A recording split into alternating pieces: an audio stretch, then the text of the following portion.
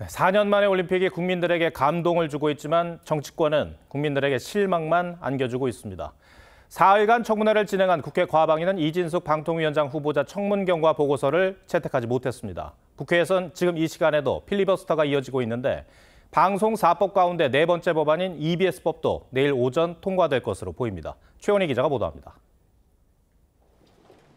야당은 사흘간의 인사청문회와 대전 MBC 현장 검증을 통해 이진숙 후보자가 법인카드를 유용한 정황이 드러났다고 주장했습니다. 윤리의식마저 없는 후보자가 어떻게 공무원들을 이끄는 기관의 장이 될 수 있겠습니까? 강제 수사를 받아야 할 범죄 혐의자입니다. 또 일본 대변인 같은 생각을 가진 사람이라며 후보 자격이 없다고도 했습니다.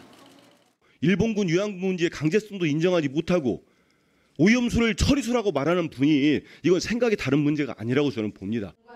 반면 여당은 과방위가 인신공격의 장이 됐다고 비판했습니다. 체력 테스트에 이어서 이제 얼마나 그 공직 후보자에게 어떤 험한 험담을 할 수 있나, 얼마나 심한 인신공격을 할 수 있느냐를 보여주는 경연장 같습니다. 그러면서 이재명 전 대표 부부의 경기지사 시절 법인카드 유용 의혹도 꺼냈습니다. 김혜경 씨가 쓴 거는 예산입니다. 예산. 경기도 돈을 쓴 거예요. 그리고 이번에 MBC 회사의 돈을 쓴 겁니다. 나흘째 공방을 벌였지만 오늘이 시한인 청문 경과 보고서 채택은 불발됐습니다. 윤석열 대통령은 이르면 이번 주 국회에 재송부 요청을 한 뒤 다음 달 초쯤 임명할 걸로 보입니다. 앞서 세 차례 방통위원장과 위원장 직무대행에 대한 탄핵을 추진했던 민주당은 이 후보자에 대해서도 탄핵에 나설 가능성이 있습니다. TV조선 최원입니다. 요즘 정청래 법사위원장과 함께 최민희 과방위원장의 입이 논란입니다. 이번에 최민희 위원장은 탈북민 비하 발언을 해 시끄럽습니다. 이 탈북민 전체에 대한 조롱이란 비판이 거세자 결국 사과했습니다. 여당은 최 위원장에 대한 의원직 제명을 추진하기로 했습니다. 이채림 기자가 최 위원장이 어떤 발언으로 논란을 빚은 건지 자세히 전해드리겠습니다. 이진숙 후보자가 뇌구조가 이상하다는 제 판단 그리고 발언을 유지하겠습니다. 국민의힘 박충건 의원이 이진숙 후보자 뇌구조 발언을 면책 특권을 남용한 인민재판이라고 지적하자 최민희 위원장이 박 의원의 출신지를 언급하며 반박합니다. 면책 특권을 남용한 한 인간에 대한 심각한 인신공격, 명예훼손, 집단공격, 인민재판이 아닌가 이런 생각이 듭니다. 저기요. 전체주의 국가에서 생활하시다 보니 민주주의적 원칙이 안 보이십니까? 인민재판이라는 표현을 여기서 쓰는 게 말이 됩니까? 박 의원은 북한 이탈 주민으로 2009년 우리나라에 정착했습니다. 최 위원장은 여당 의원들의 항의에도 물러서지 않았는데 국회나 그게 무슨 막말입니까 그게? 여기가 대한민국 국회입니다. 당사자인 박 의원이 전체주의 국가에서도 고개를 내저을 국회 운영이라며 사과를 요구하고 한동훈 대표까지 비판에 가세하자 1시간 반 만에 사과했습니다. 마음의 상처를 받으셨다면 그 부분에 대해서도 사과드립니다. 박충건 위원님께 다시 한번 진심으로 사과드립니다. 국민의힘은 최 위원장에 대한 제명 촉구 결의안을 제출하기로 했습니다. 전례 없이 길었던 이진숙 후보자 청문회 전국, 인신공격성 막말만 남겼다는 비판이 적지 않습니다. TV조선 이채림입니다. 국민의힘이 임성근 전 해병대 1사단장 구명 로비 의혹에 대한 대응을 공세로 전환했습니다. 특히 제보자로 알려진 김규현 변호사를 위증 혐의로 검찰에 고발했습니다. 저희 뉴스9은 공수처가 김규현 변호사를 공익신고자로 판단해온 점을 감안해 실명을 공개하지 않았습니다만 직접 국회 청문회에 출석했고 검찰 고발장에도 이름이 오른 만큼 실명을 공개하기로 했습니다. 민주당은 김건희 여사 관련 추가 의혹을 제기했습니다. 최지원 기자입니다. 국민의힘은 임성근 전 해병대 1사단장 구명로비 의혹 제보자로 알려진 김규현 변호사가 탄핵 청원 청문회 전 민주당 장경태 의원과 만난 사실이 있다며 탄핵 공작이라고 주장했습니다. 장 의원이 김 변호사의 거짓말 정황을 인지하고 있었다고도 했습니다. 민주당은 본인들도 믿지 못하는 사람을 국민이 지켜보는 청문회의 정인으로 불러 사기 탄핵 쇼를 벌인 것입니다. 여당은 가칭 사기 탄핵 공작 진상규명 TF를 만들고 김 변호사가 야당과의 교감 사실을 부인했다며 위증 혐의로 검찰에 고발했습니다. 이에 대해 김 변호사는 TV조선에 무엇이 국민의힘을 두렵게 하는지 모르겠다며 위증한 사실이 없다고 반박했습니다.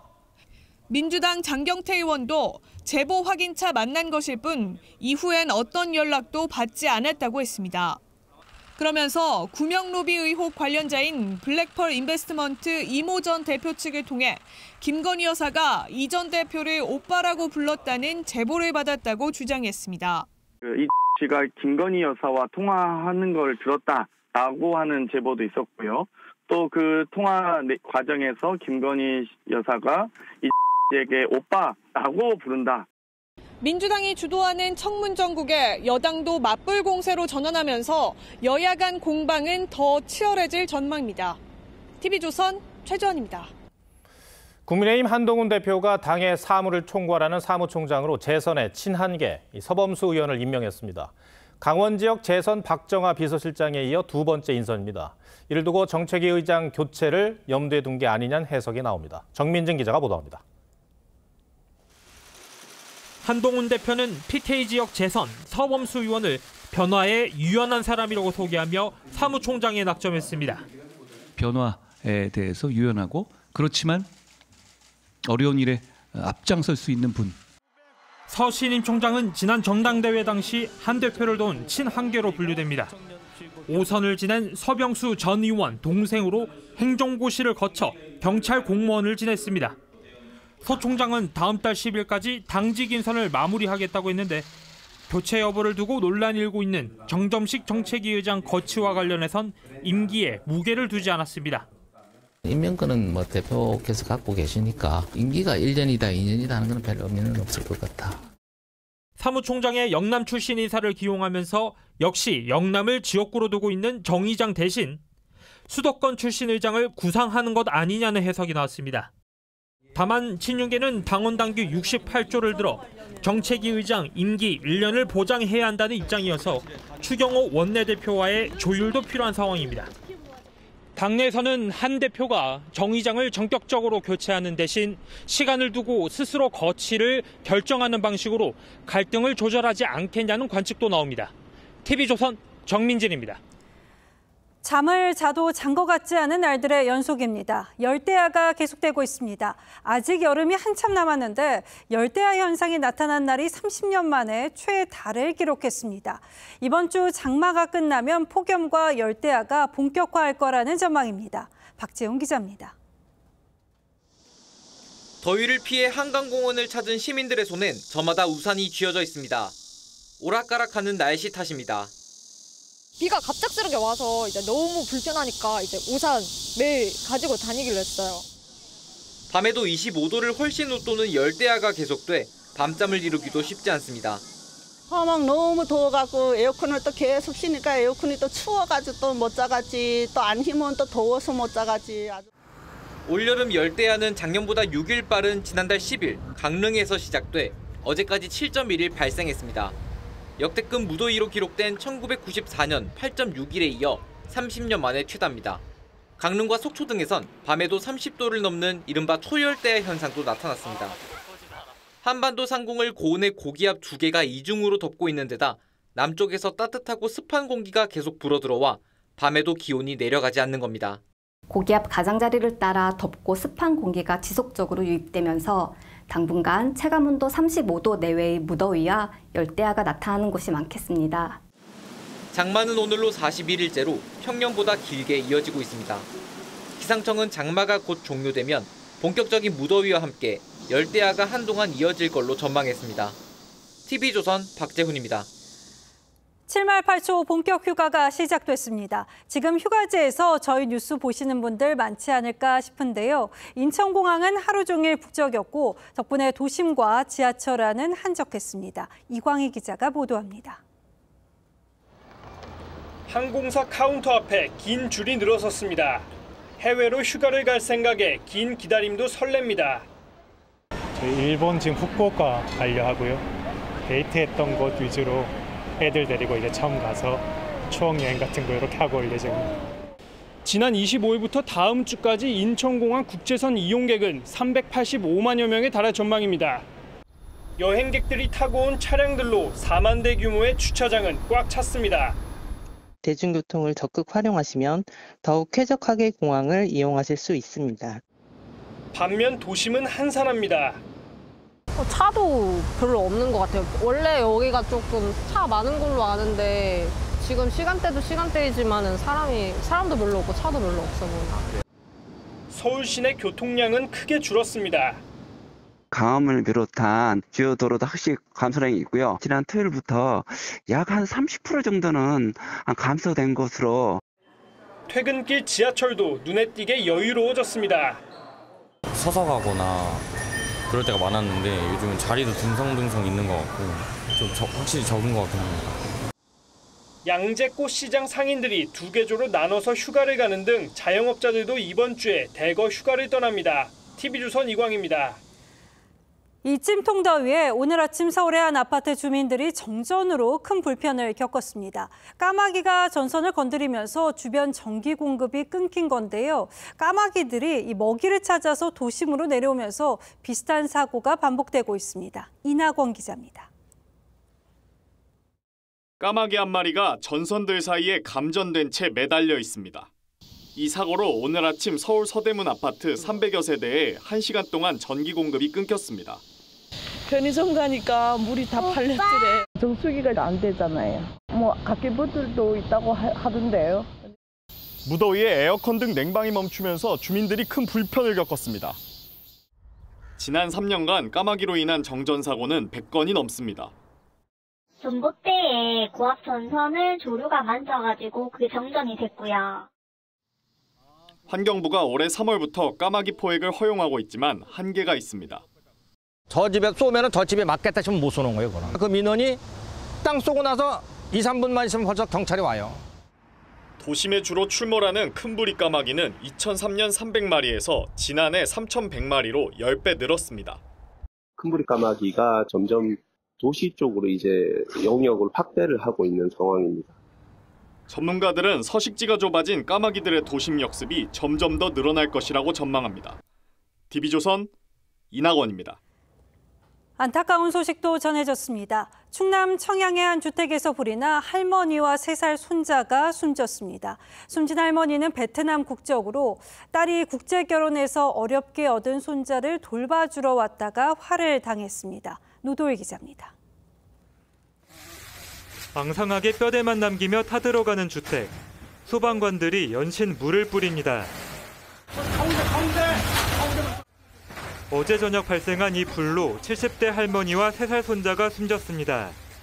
이게 발화가 최대로 되어 있는 상태라 저희가 화재 진압은 할 수 있는데 인명구조하기가 어려운 상태였습니다. 이 시골 마을의 유일한 아이가 숨지자 이웃 어르신들도 모두 슬픔에 빠졌습니다.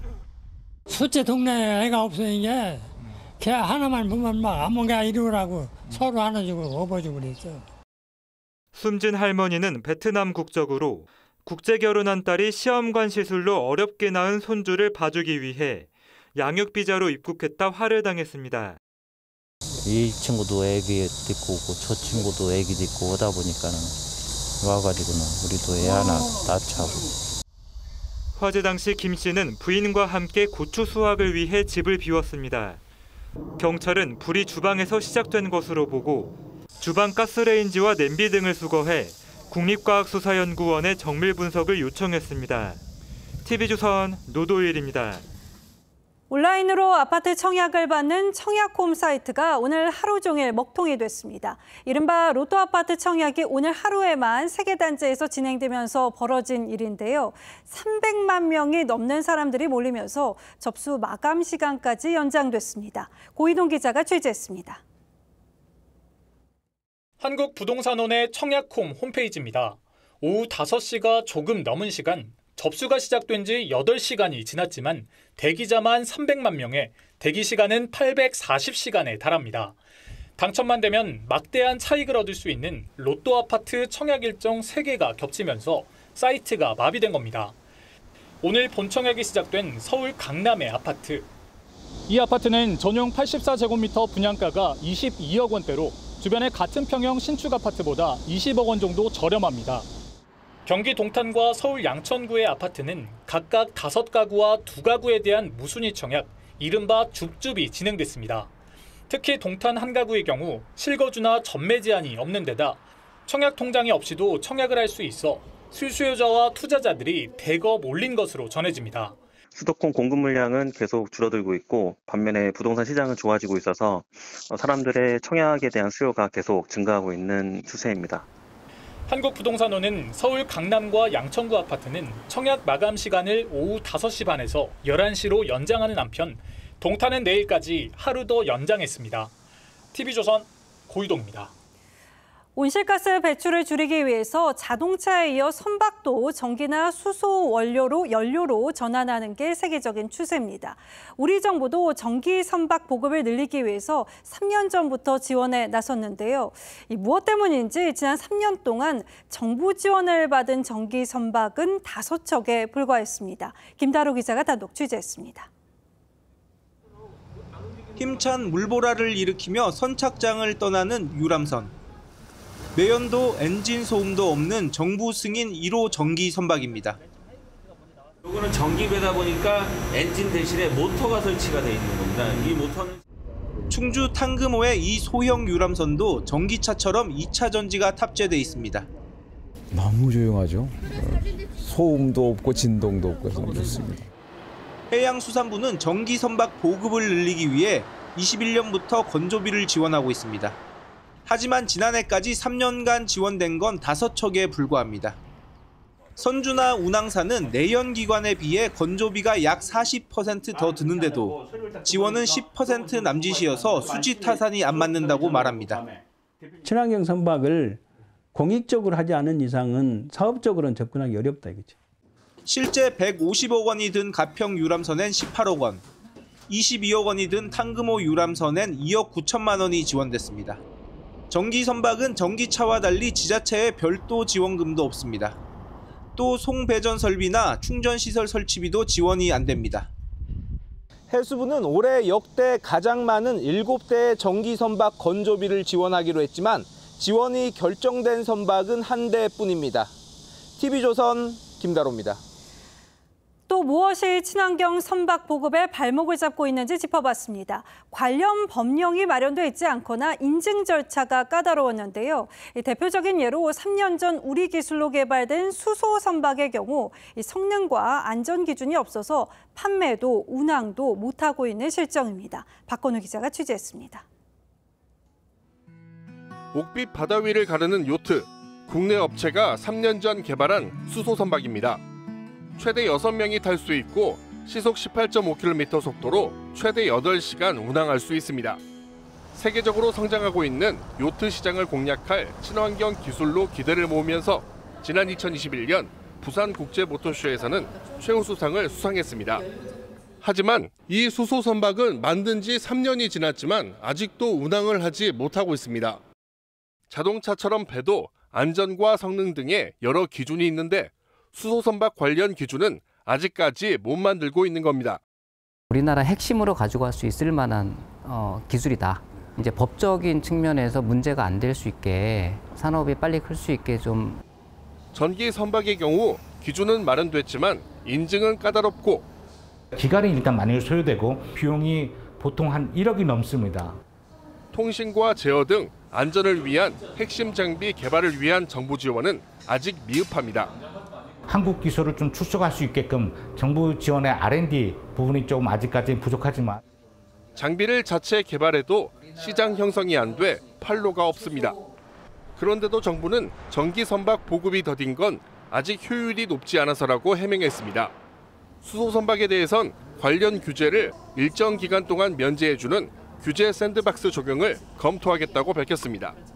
TV조선 박고루입니다. 미정산 금액이 계속해서 불어나고 있는 티몬 위메프 사태 짚어봅니다. 티몬과 위메프가 결국 법원에 기업회생을 신청했습니다. 두 회사의 모기업 큐텐의 구영배 대표가 이 지분 매각 등을 통해서 사태를 수습하겠다는 입장문을 내놓은 지 불과 한나절 만에 나온 결정이라 의구심이 쏟아졌고 피해자 반발이 컸는데요.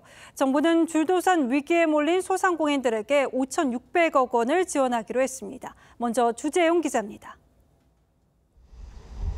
대규모 판매 대금 미정산과 환불 지연 사태를 일으킨 티몬과 위메프가 오늘 오후 서울 회생법원에 기업 회생 신청서를 냈습니다. 기업 회생은 빚을 감당하기 어려운 기업에 재기의 기회를 주는 제도로 기업 회생 절차에 들어가면 채권이 모두 동결됩니다. 금융채권이나 일반 상거래 채권까지 동결되기 때문에 중소판매자의 판매 대금도 묶여버리게 됩니다. 상환해야 될 그 대금을 전부 다 어쨌든 상환하지 않겠다 그런 취지로 보입니다.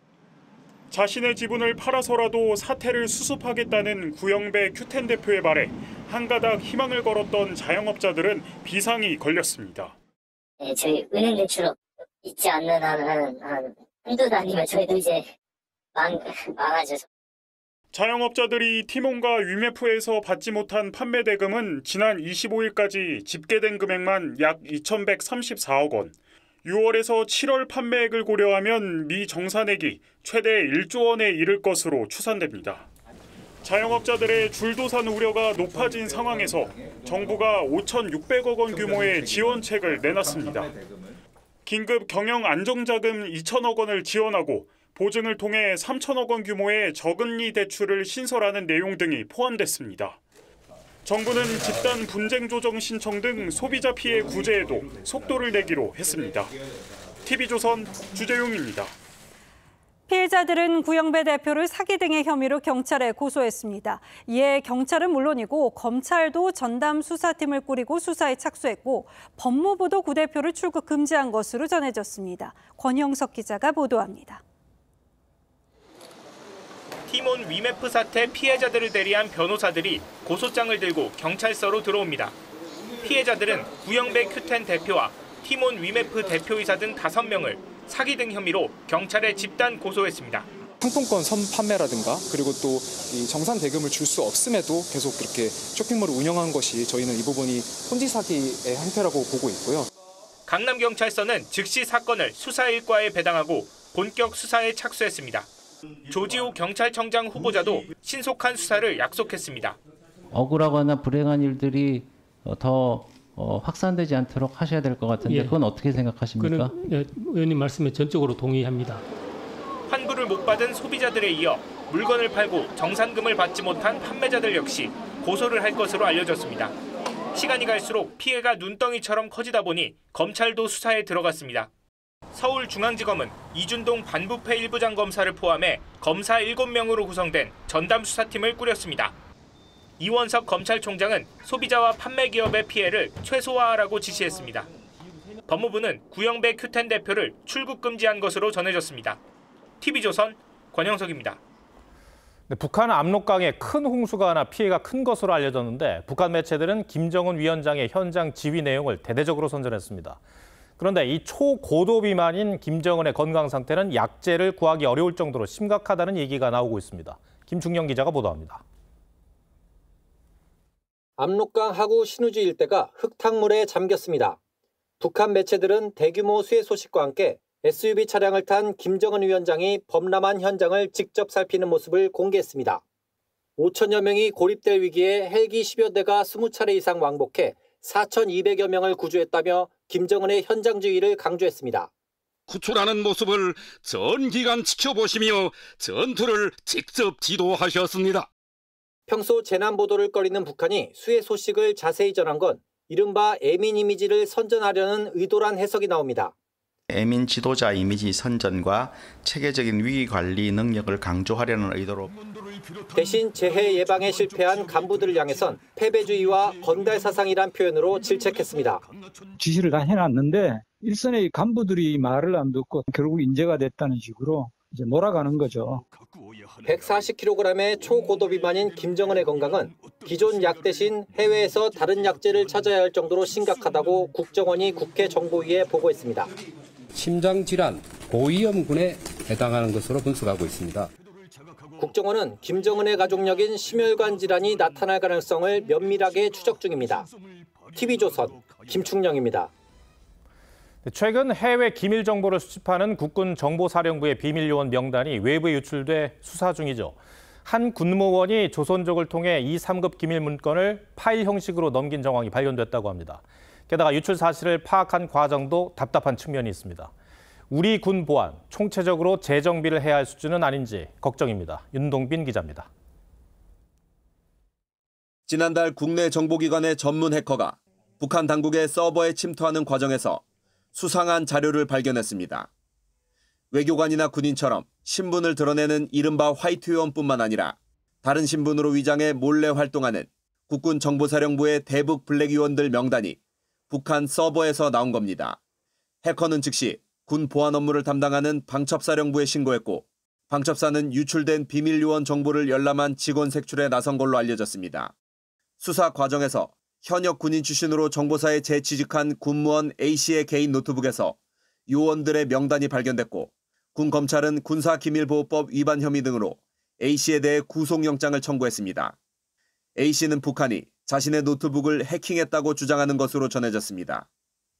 네, 관련 수사기관에서 정상적인 절차에 따라 수사를 좀 진행하고 있습니다. 또 A씨가 요원 명단을 포함한 2, 3급 기밀문건 대여섯 건을 파일 형태로 조선족 인사에게 유출한 정황도 파악한 것으로 알려졌습니다. 외국에서 활동 중인 요원들이 급히 귀국한 걸로 전해지는 가운데 수사당국은 정보사 내부에 조력자가 있을 가능성도 열어두고 있는 것으로 알려졌습니다. TV조선 윤동빈입니다. 네, 결혼은 줄고 고령화 속도가 빨라지면서 1인 가구가 지난해 782만 명을 넘어섰습니다. 세 집 건너 한 집이 혼자 사는 집인 셈인데 전체 가구 중 35.5%를 차지했습니다. 숫자로나 비중으로나 역대 최대치입니다.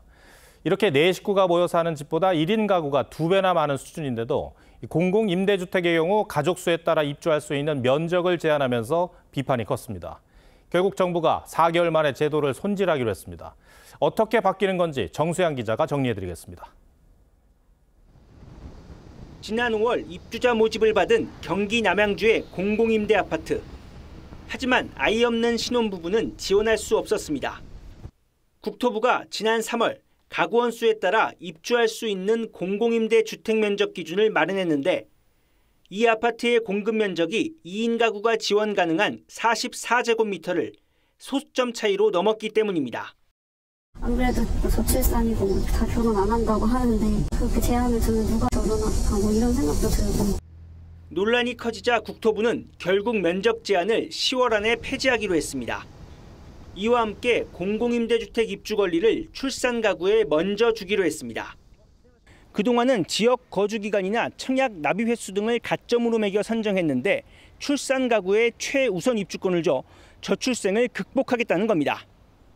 집값이 너무 비싸서 애를 못 낳겠다라는 내용들이 좀 부각이 됐어요.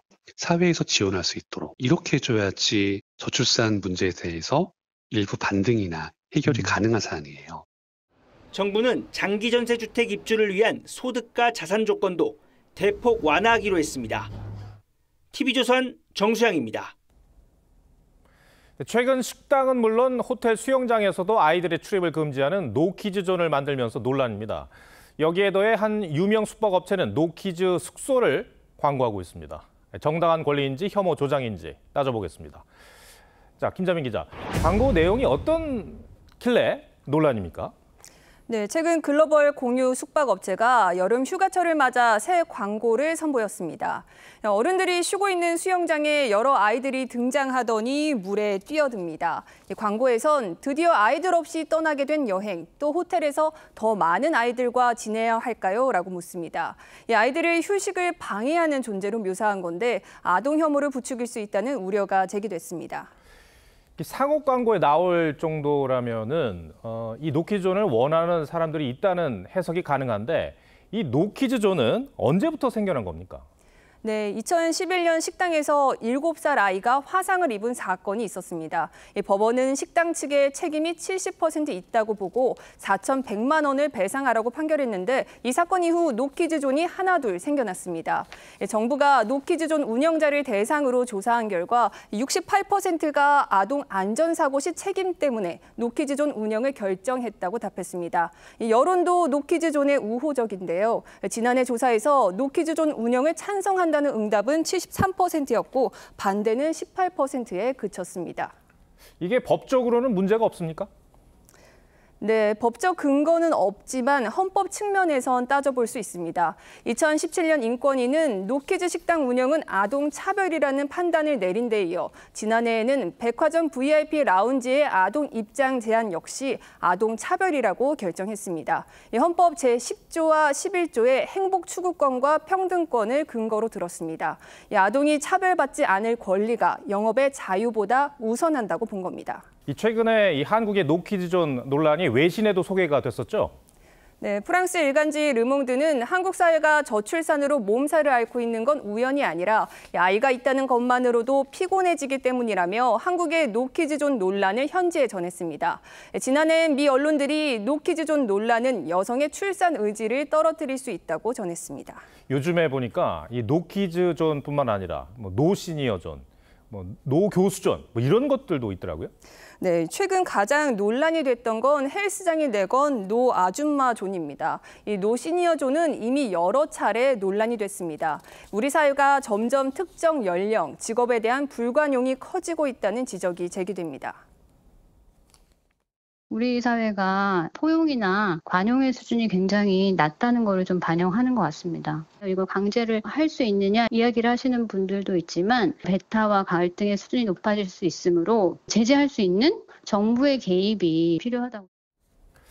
누군가를 배척한다는 건 그 대상은 상처가 될 수도 있다는 얘기가 되는데 알겠습니다. 김자민 기자, 잘 들었습니다.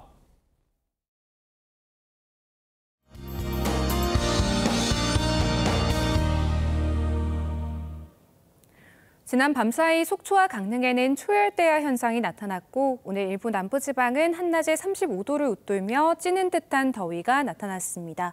당분간은 낮과 밤을 가리지 않는 무더위가 이어지겠습니다.